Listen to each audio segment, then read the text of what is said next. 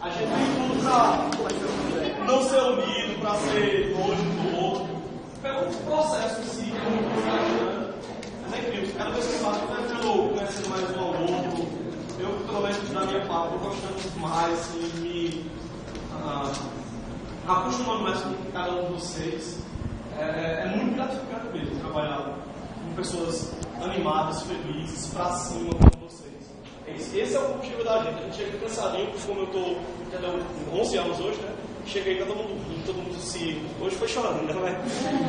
Mas todo mundo emocionado, todo mundo feliz, né? Então, eu tenho a coca do corpo. Isso é um combustível pra gente, né? Isso nos anima.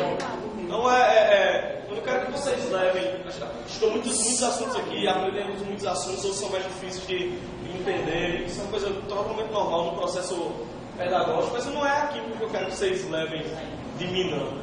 É justamente alguma coisa possível da minha personalidade. Sou uma pessoa sincera, sou uma pessoa muito amiga, muito honesta. Negócio, me entrego mesmo, amo mesmo, né? Brinco mesmo, me entrego à amizade, enfim, a relacionamentos.